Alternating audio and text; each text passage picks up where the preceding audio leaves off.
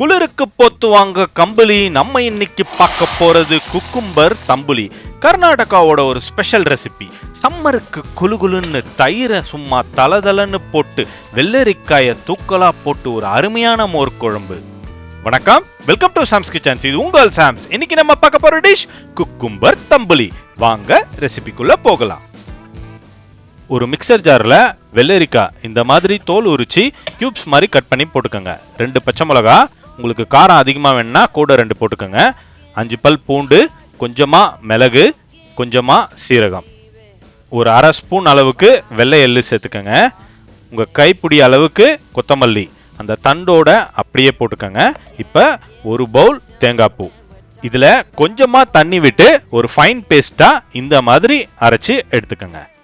இப்போ தயிர் ஒரு 300 கிராம் நான் எடுத்திருக்கேன். உங்களுக்கு தேவையான அளவுக்கு நீங்கள் எடுத்து இந்த மாதிரி நல்லா விஸ்க் பண்ணிக்கோங்க. இது கூட இன்னும் கொஞ்சம் லைட்டாக தண்ணி ஊற்றி ஒரு சில்கி ஸ்மூத்தாக வரணும். இந்த கெட்டியெல்லாம் இருக்கக்கூடாது, நல்லா இந்த மாதிரி வரணும். இப்போது நீங்கள் அரைச்சி வச்சுருக்கீங்க பார்த்தீங்களா பேஸ்ட்டு, அதை இதில் போட்டுக்கோங்க. அந்த மிக்சர் ஜாரில் கொஞ்சமாக தண்ணி ஊற்றி மீதி இருக்கிறதையும் அலசி இதில் ஊற்றிக்கோங்க.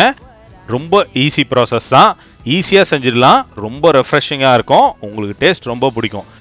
அவ்வளோதான், நல்லா கலந்து விட்டாச்சு. இப்போ இதுக்கு ஒரு தாளிப்பு ரெடி பண்ணிக்கலாம்.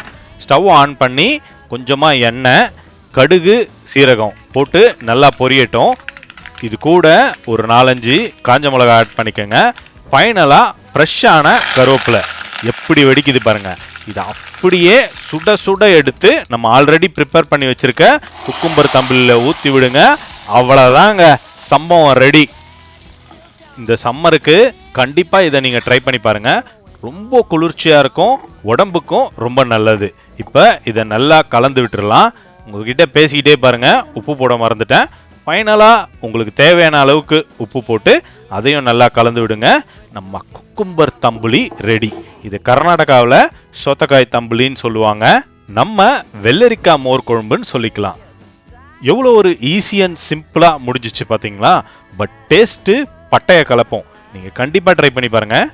அடிக்கிற வெயிலுக்கு ஒயிட் ரைஸோட நல்லா குழு குழுன்னு குக்கும்பர் தம்புலியை தாராளமாக ஊற்றி காரசாரமாக ஒரு அப்பளமோ இல்லை ஊறுகாயோ வச்சு சாப்பிட்டீங்கன்னா இப்படி இருக்கும். இதை நீங்களும் ட்ரை பண்ணி இந்த ரெசிபி எப்படி இருக்குன்னு கமெண்ட்ஸ் பண்ணுங்க. இந்த மாதிரி யூனிக் டிஷ்ஷஸ்க்கு நம்ம சேனலை ஃபாலோ பண்ணுங்க, மறக்காம சப்ஸ்கிரைப் பண்ணுங்க. இதை நீங்களும் ட்ரை பண்ணுங்க, சப்ஸ்கிரைப் பண்ணுங்க, கமெண்ட்ஸ் பண்ணுங்க. See you next delicious dish. நன்றி, வணக்கம்.